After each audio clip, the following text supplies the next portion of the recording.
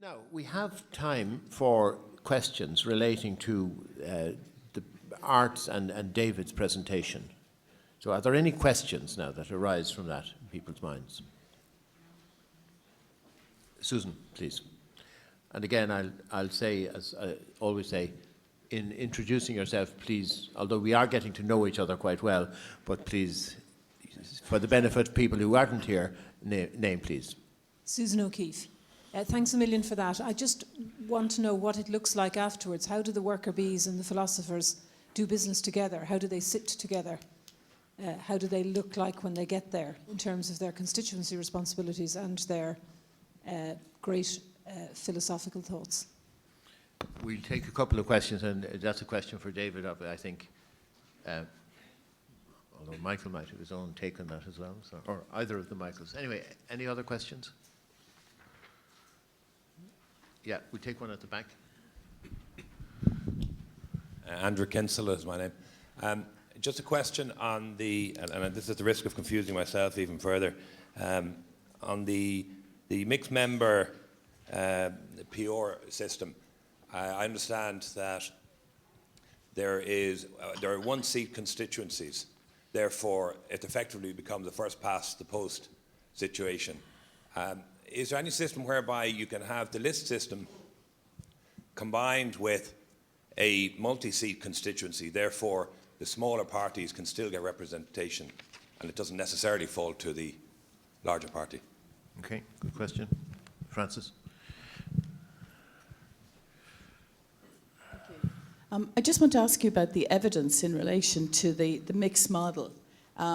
Are there any links to countries doing better economically? I mean, what's the evidence about the outcomes from the mixed system? I think it'd be interesting to hear about that. Okay. There's three good questions. I think, David, will you start? So let me start with Susan's question then about the how does it work on the ground. It kind of varies with what. Here's two ways of doing it. So Germany has used the mixed member system ever since the Second World War. It was the first country to use it. And what you tend to find is that a lot of the time the politicians will share their offices. So you'll have a constituency office with a list, a constituency MP working side by side with a list MP. And as I said already, because one could become the other after the election, they tend to sort of work out how they're best going to operate on the ground together.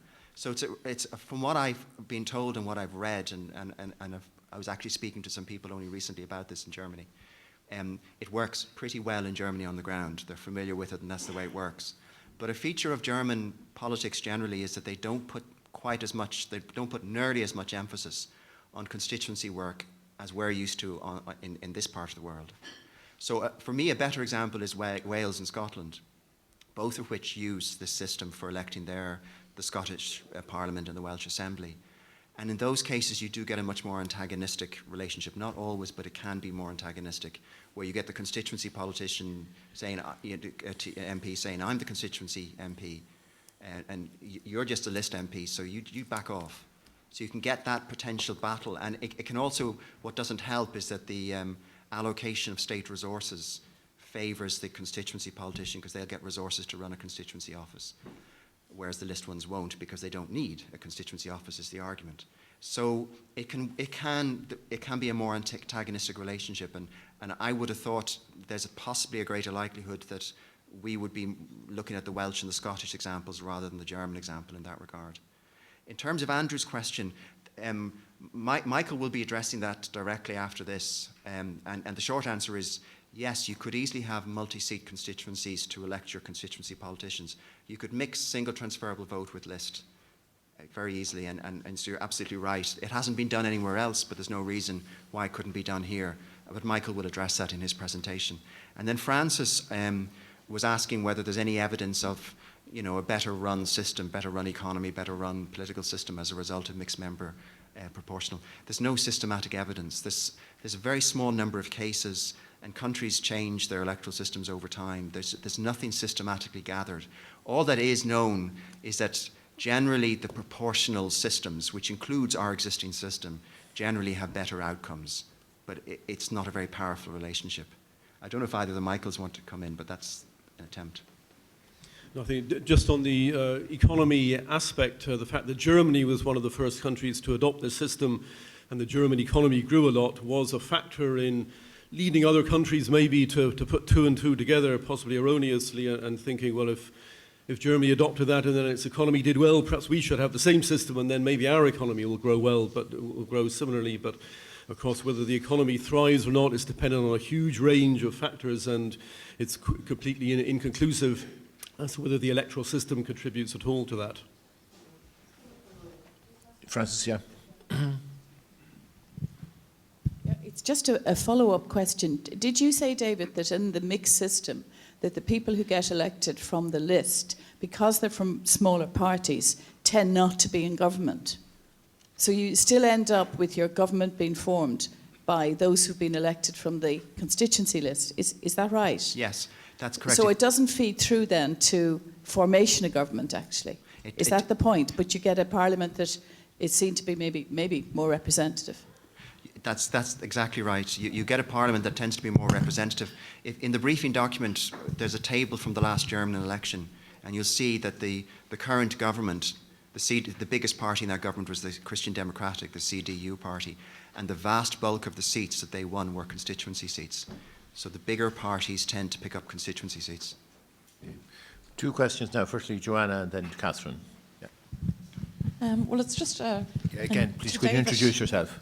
Sorry, Joanna Chuffy, TD. David, at the last meeting, you said, my understanding of what you said was that in constituencies with mixed member systems, that the MPs elected on lists tended to mimic the work of constituency MPs and do constituency work because they wanted to become constituency MPs. And I just wanted to double check that. Okay. Catherine? Catherine Murphy. You're obviously focusing on Germany, but you said that there was less localism obviously at national level, but there is an extremely good local government system. So and there's very rock solid institutions in terms of delivery of services, and those two things are very serious factors. And I think it's important to maybe say something about those. Okay, thank you. Over here, Katrina. Margaret, Katrina Ruan. Agus Margaret Tween presentation shouldn't be shoot go hintach. I really enjoyed your presentations, but something I'd like maybe to give us a bit of a focus on is we've spent a weekend here looking at the lack of women in our political system and the detriment that's causing to our society and also the political fabric of our society and culture. And I just wonder, could you maybe focus a little bit more on the gender aspects, advantages or disadvantages of changing our system? Because right now it doesn't seem to be working for women in our society. And how can we change that? And will this have an impact on it? Okay, thank you. And let's go back to the panel now. Again, David, do you want to lead off on this? Yeah, yes, Joanna, you're right. I mean, I had raised last time when I was talking about the fact that the list politicians might try and mimic the constituency politicians. That sort of gets back to the point I was saying earlier on, I think it was to Susan, that in the Welsh and the Scottish systems, because the resources from the state focus on the constituency politicians, that means the constituency politicians are seen to have a bit more status and a bit more potential to look after their own fate because they're fighting for their own safety, their own re-election. So you will tend to get that element of tension far more greatly than you will in the German system. So that would be a feature, and I would suspect if we went down that road, that could be a feature here too. And that kind of also leads to Catherine's question. You're so right to stress that one of the reasons why Germany doesn't have such a focus by its politicians on constituency work, you're spot on, it's exactly that. It's a very powerful infrastructure, far better run social services than we have here, far more powerful local government, far more powerful government at regional level. So the voters, the demand for this sort of thing is not directed so much at the MPs, it's directed in other areas. And that is why it's often said that if we were to consider electoral reform in this country, it should perhaps be combined with other things like local government reform and the like. So you're absolutely right to raise it. And then Katrina, on gender aspects, I mean, One simple thing I'll talk about there is it would be up to the parties as to how they would operate, but a party that was going to take the gender role seriously could then use the list election to make sure that as many women candidates as possible are at the top of the list, so that any list seats they pick up, they'll be given to women candidates. So the advantage of the mixed member proportional system is it's more proportional, so you get more women, but also because of the closed lists, they can rank the women at the top, and then you'll get a lot more women. Okay, thank you.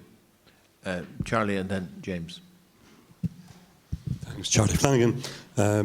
Briefly, Chair, could I just suggest to David that perhaps too little emphasis has been placed on the power of the party, and that a change of the system to a list system really empowers the political parties with a huge degree of influence in the electoral process, and that people need to be mindful of the power that's being vested in the parties. Could I suggest, if there were, not that there ever would be, some hate figure in Parliament who had done some serious wrongdoing on his or her constituents and stood for re-election, that person could be rejected by the people, but could be first on the list because that person was favoured by the party, and the people would have absolutely no choice in terms of the election or otherwise of that individual, and that is a fundamental flaw of the system if people don't want to vest huge power in their particular parties. Thank you. Thank you. James. James Spennon, Lumford Westmeath, TD. How do you go about how do you go about in other countries fostering integrity and people's confidence in those type of political systems? I feel that political parties, people have their doubt about them. Does it be operated under is it operated under an electoral commission, or is there a body set up to oversee the implementation? So it's all about safeguarding electoral integrity in any political system that we go, any new system we go about setting up, and I think. Would it be under the guidance of the Commission? We will be coming to that issue later in the agenda this weekend, the whole issue of electoral commissions and how they might operate to better effect. I mean, we'll take the question. It's public confidence in a system like this. Exactly, precisely, yeah. Okay, one more comment before we go back? Okay, again, could we go back, David? So quickly, but the Michaels will come in. I suspect Michael Marsh, particularly on James's question. Charlie, on the power of the party, absolutely. That is a fundamental of moving to a list system. You are giving a lot more power to political parties than we have in our current system. Because in our current system, if you remember, the parties can decide in whatever way they decide they want to decide which candidates run for election, but the voters pick the candidates that they want to elect. Under the mixed member proportional system for the list part, the candidates can pick the list and decide the rank ordering of the list. And as Charlie said, you can have a hate figure that we would all love to get rid of, and the party could decide to put that candidate at the top of the list, and it would be quite hard then to stop that person from being re-elected. So while I was talking a few minutes ago to Katrina about one positive of the mixed member system in terms of more women, here's a negative, that you'd have, potential negative, that you would have much more power to political parties. I'll let Michaels come in because I'm speaking too much. We'll talk about that in a moment. Yes. Microphone, get closer to the microphone. Yeah. Clearly, a list system of this sort gives more power to parties. Is that a good thing or a bad thing? If parties keep nominating candidates that people don't like, perhaps people will stop voting for those parties.